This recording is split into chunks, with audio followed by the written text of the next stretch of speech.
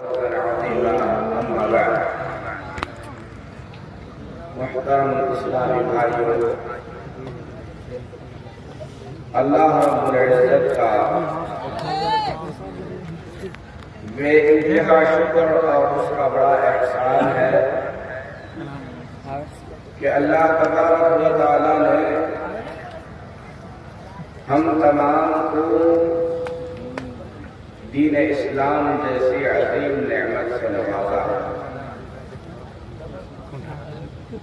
یہ اللہ تبارک و تعالی کا بڑا احسان ہے اور اسے سمجھنے کی ضرورت ہے کہ اللہ نے اپنے فضل و کرم سے مجھے اور آپ کو اتنی عظیم نعمت عطا فرمائی۔ اگر آپ غور کریں تو یہ چیز دیکھیں گے اور پائیں گے کہ اللہ تعالیٰ نے دین اسلام کی عظیم نعمت نوح علیہ السلام کے بیٹے کو نہیں دی۔ جلیل القدر پیغمبر تھے، بڑی خواہش تھی کہ آپ کا بیٹا ایمان قبول کر لے، لیکن اللہ تبارک و تعالیٰ نے نوح کے بیٹے کو توفیق نہیں دی۔ ابراہیم علیہ السلام کے والد کو یہ نعمت نہیں ملی۔ پیارے نبی جناب محمد رسول اللہ صلی اللہ علیہ وسلم کی شدید خواہش کے باوجود بھی آپ کے چاچا ابو طالب کو یہ نعمت نہیں ملی۔ ذرا غور کریں کہ دین اسلام کی یہ نعمت بڑے بڑے انبیاء علیہ الصلاۃ والتسلیم کی خواہش کے باوجود ان کے رشتہ داروں کو نہ ملی اور اللہ نے مجھے اور آپ کو عطا کیا ہے، تو ہمیں اللہ کا کس قدر شکر گزار ہونا چاہیے۔ اللہ سے دعا ہے کہ اللہ تعالی ہمیں اس عظیم نعمت کی قدر کرنے کی توفیق دے اور دین اسلام کے مطابق زندگی گزارنے کی اللہ ہمیں توفیق عطا فرمائے۔ میرے محترم بھائیوں،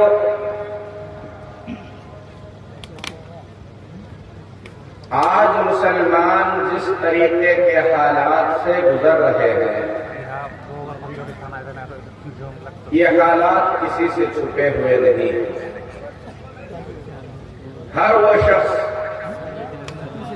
جس کے دل میں دین اسلام کو لے کر تھوڑی سی بھی فکر ہے،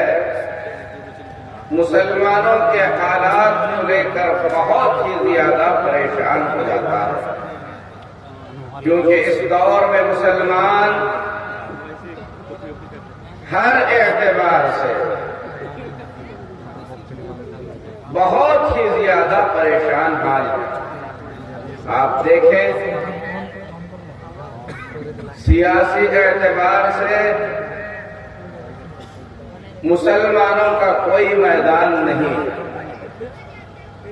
دینی اعتبار سے مسلمان بہت پیچھے ہیں،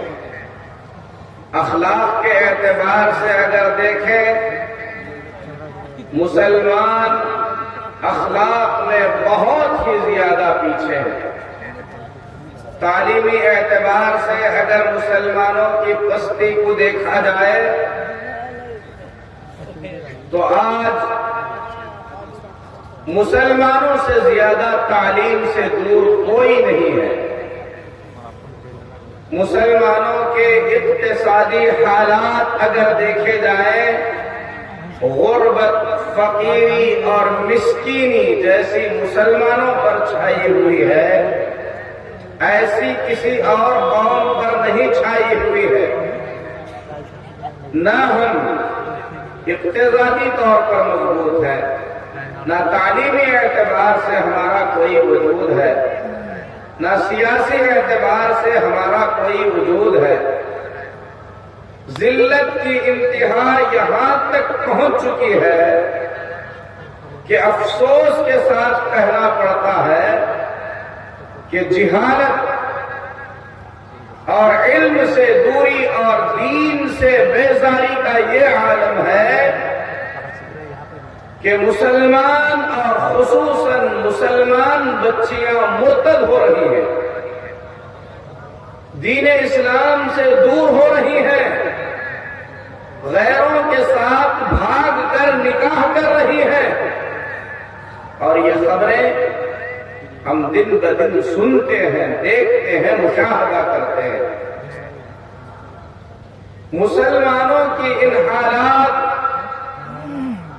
مسلمانوں کی اس پستی، مسلمانوں کی اس ذلت کی وجہ کیا ہے؟ تو میرے محترم بھائیوں، مختصر سے وقت میں آپ لوگوں کے سامنے ہم سلفیوں کے دو بڑے علماء امام عبدالعزیز بن عبداللہ بن باز رحمۃ اللہ علیہ، علامہ ناصر الدین البانی رحمۃ اللہ علیہ، ان ائمہ رحمہم اللہ کی تحقیق کی روشنی میں مسلمانوں کی ذلت، رسوائی اور اللہ کی مدد سے دوری کے کچھ اسباب آپ کے سامنے بیان کروں گا، اور ساتھ ہی ساتھ ان ائمہ اعظام نے، ان بڑے علماء نے کتاب اللہ اور سنت رسول صلی اللہ علیہ وسلم کی روشنی میں اس ذلت، اس رسوائی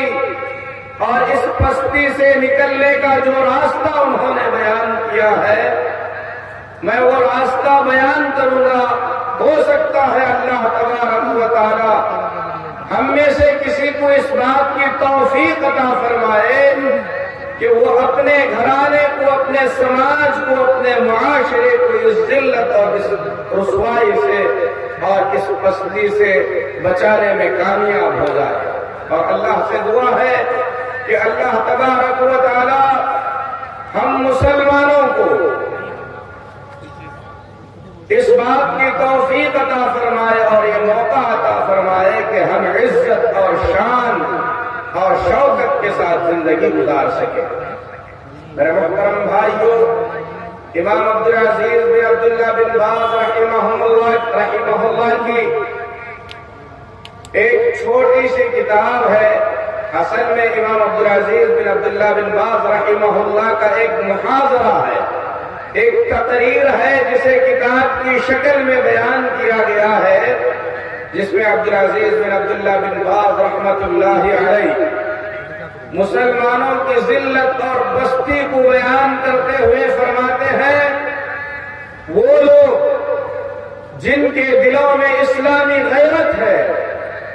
وہ لوگ جو مسلمانوں کے حالات کو لے کر پریشان ہوتے ہیں، ایسے علماء اور ایسے دانشور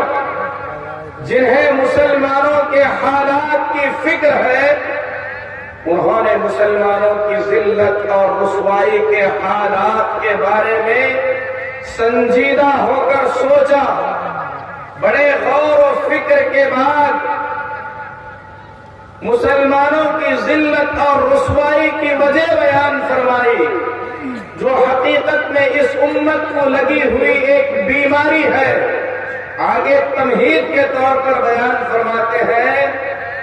کہ اگر کوئی شخص بیمار ہے، اسے اس کی بیماری کے بارے میں بتایا جائے اور ساتھ ہی ساتھ اس کی بیماری کا علاج اور دوا اسے بتایا جائے،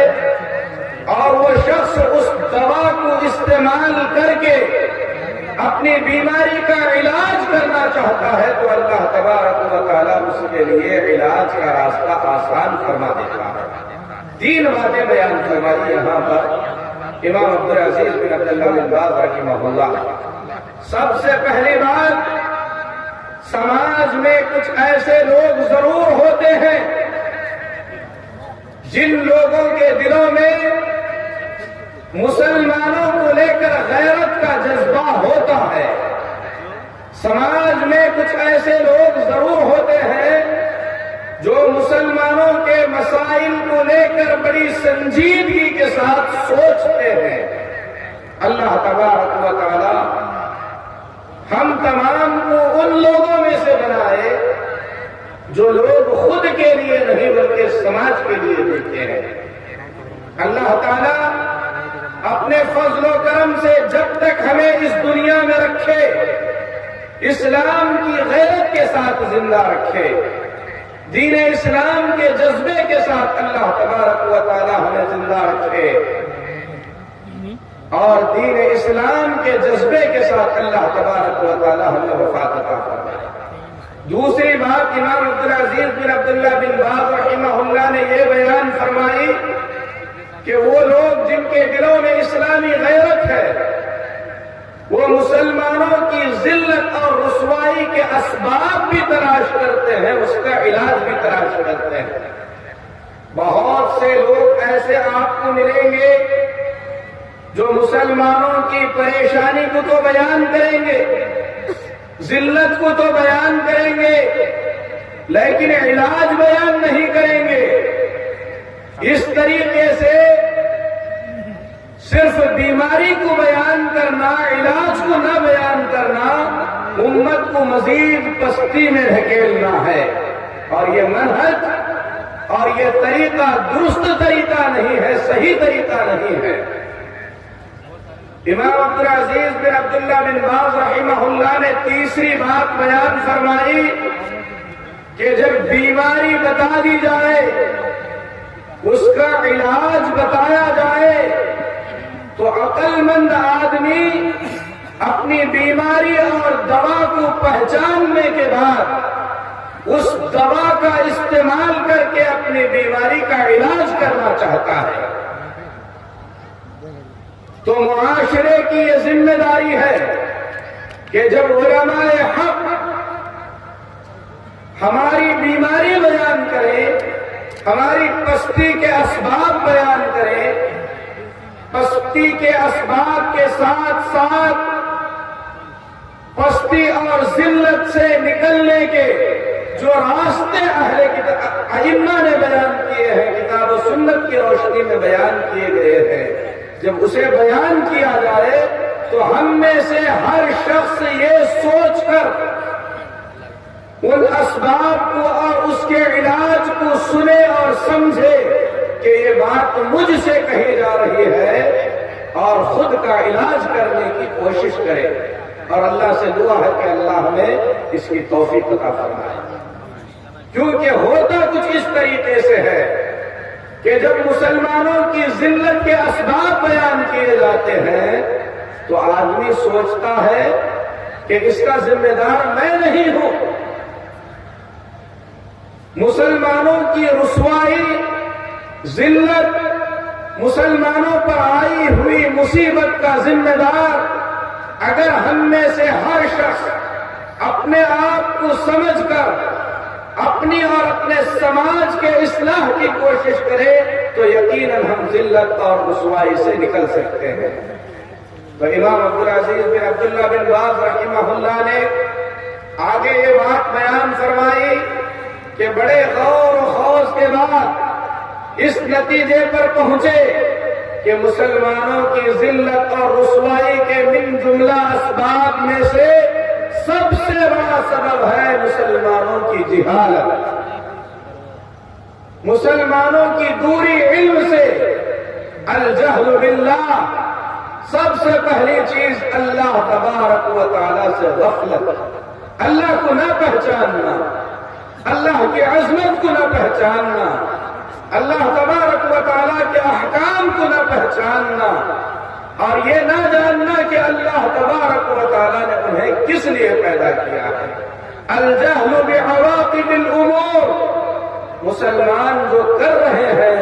اس کے نتائج کیا ہو سکتے ہیں، ان نتائج کو نہ جاننا۔ اور عجیب اتفاق کی بات ہے کہ امام البانی رحمہ اللہ نے اسی بات کو دوسرے انداز میں بالکل اسی طریقے سے بیان فرمایا۔ فرماتے ہیں مسلمانوں پر اللہ کی مدد کا نہ آنا، مسلمانوں کا پریشان رہنا، اس کے بارے میں امام البانی رحمہ اللہ سے پوچھا گیا تو آپ نے فرمایا آیۃ فی کتاب اللہ،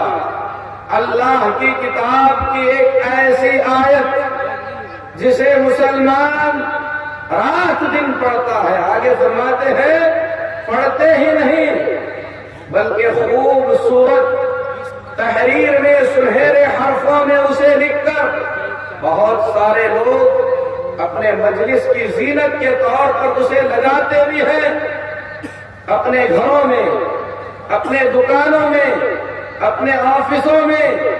اور وہ آیت کریمہ یہ ہے ان تنصروا اللہ ینصرکم، اگر تم اللہ کی مدد کرو گے تو اللہ تمہاری مدد کرے گا۔ فرماتے ہیں امام البانی رحمہ اللہ، عربی زبان کے قواعد کے اعتبار سے اللہ تبارک و تعالی نے ایک شرط بیان فرمائی اور اس شرط کو پورا کرنے والوں کے لیے اپنی مدد کا وعدہ کیا، اور قرآن کا یہ اسلوب یہ بیان کرتا ہے، مثال دے کر فرماتے ہیں علامہ البانی رحمہ اللہ، اگر تم کھاؤ گے تو تمہارا پیٹ بھرے گا، اگر نہیں کھاؤ گے پیٹ نہیں بھرے گا، پیو گے پیاس بجھے گی، اگر ایسا ایسا کرو گے تو زندہ رہو گے۔ بالکل حقیقت پر مبنی بات ہے۔ اگر کوئی انسان پیاسا ہے اور پیاس کے عالم میں جا کر بہتی ہوئی ندی کے پاس بیٹھ جائے، پانی کا تصور کرتا رہے، تو اللہ کی قسم پوری ندی کا پانی اس کی پیاس نہیں بجھا سکتا۔ بجائے اس کے آدھا گلاس پانی اپنے ہاتھ میں لے کر پی لے تو آدھے گلاس پانی سے اس کی پیاس بجھ سکتی ہے۔ آدھا گلاس پانی انسان کی پیاس کو بجھا سکتا ہے اس وقت جب وہ اس پانی کو پیے، لیکن پوری ندی کا پانی اس کی پیاس کو نہیں بجھا سکتا جب وہ پانی کا تصور کرتے ہوئے ندی کے پاس بیٹھ جائے۔ تو علامہ البانی رحمہ اللہ فرماتے ہیں اگر کھاؤ گے پیٹ بھرے گا،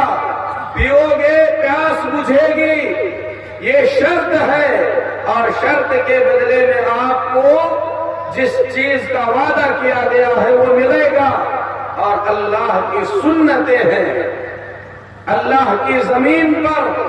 جس طریقے سے اللہ کی ظاہری سنتیں ہیں اسی طریقے سے اللہ کی باطنی سنتیں ہیں۔ اللہ نے کتاب میں فرمایا ان تنصروا اللہ ینصرکم،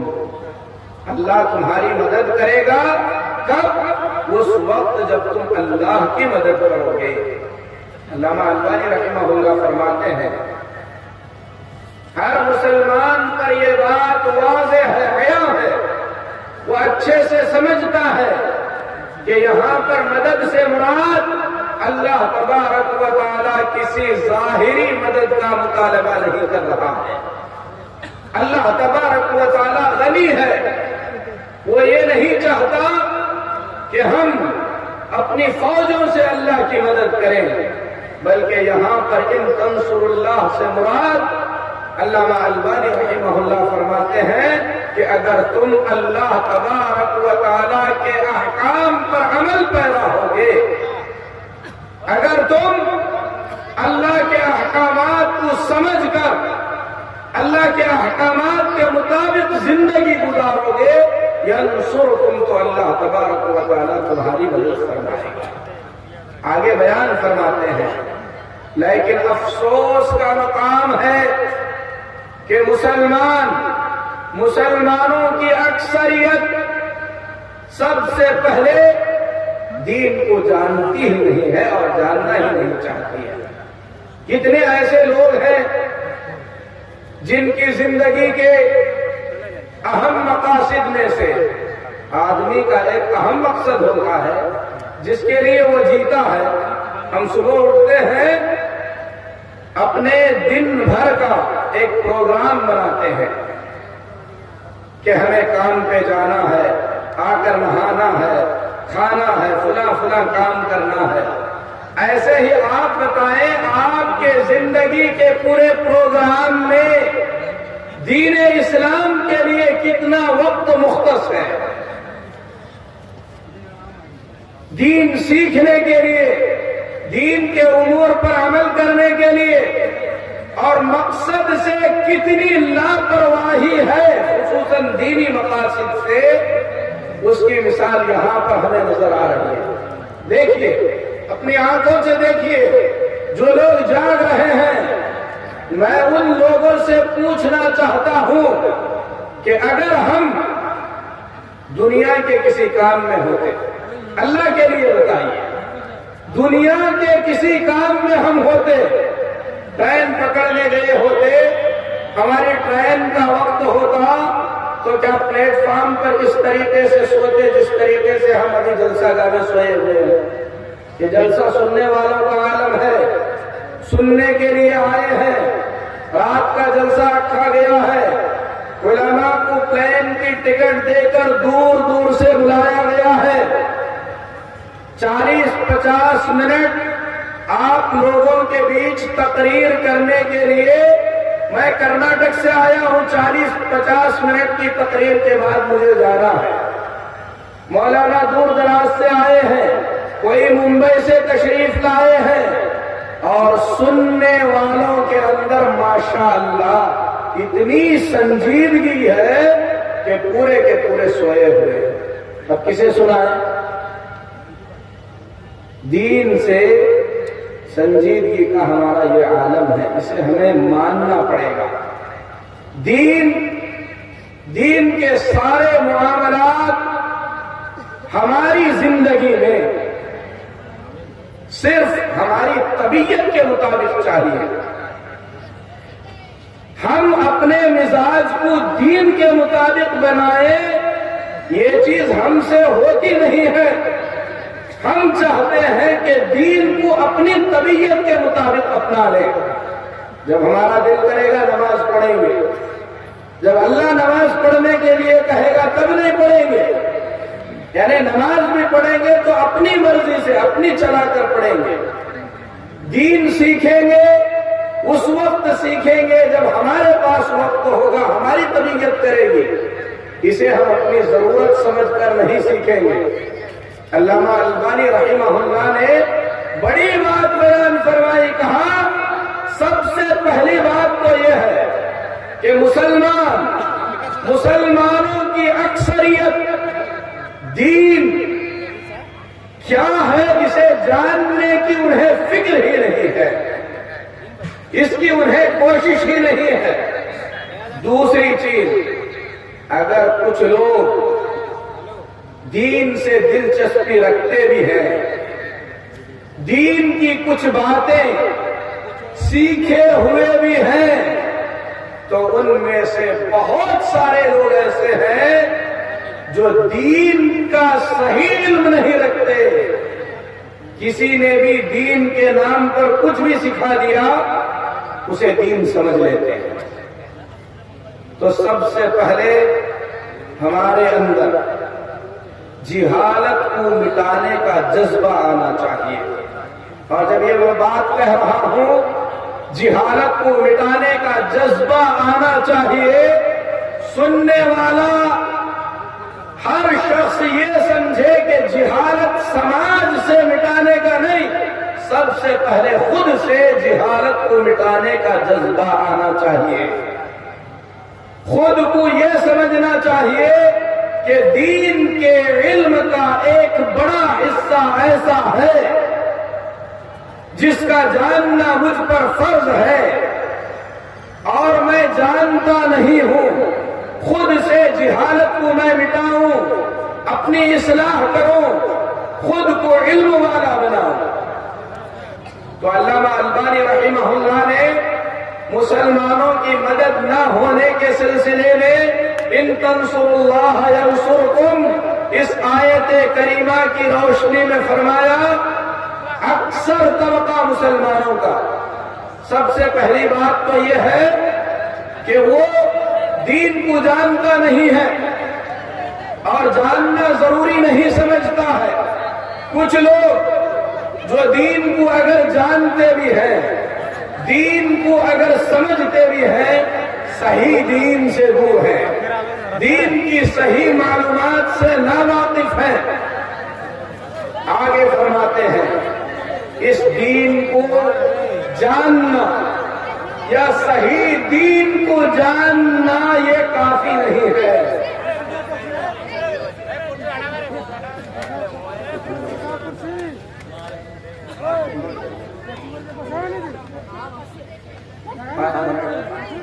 تو میرے محترم بھائیو، امام عبدالعزیز بن عبداللہ بن باز رحمہ اللہ اور علامہ ناصر الدین البانی رحمۃ اللہ علیہ، ان دونوں ائمہ کی ان دو محاضرات کا خلاصہ یہ ہے کہ ہم مسلمان اپنے آپ سے اگر ذلت اور رسوائی کو ختم کرنا چاہتے ہیں تو سب سے پہلے ہمیں دین کا صحیح علم سیکھنا ہوگا. دین کو اس طریقے سے سمجھنا ہوگا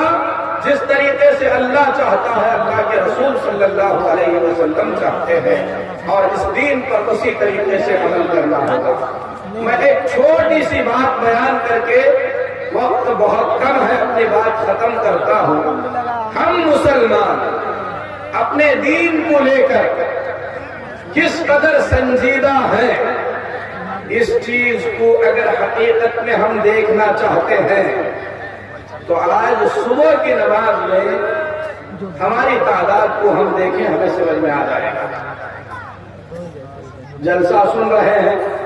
بہت سارے لوگ گھوم پھر رہے ہیں، جاگ رہے ہیں، جو بھی کر رہے ہیں. فجر کی نماز میں ہم کتنے رہیں گے؟ ایسے کروڑ جلسوں کی شرکت اگر ایک وقت کی فجر کی نماز کو چھوڑ کر کی جائے،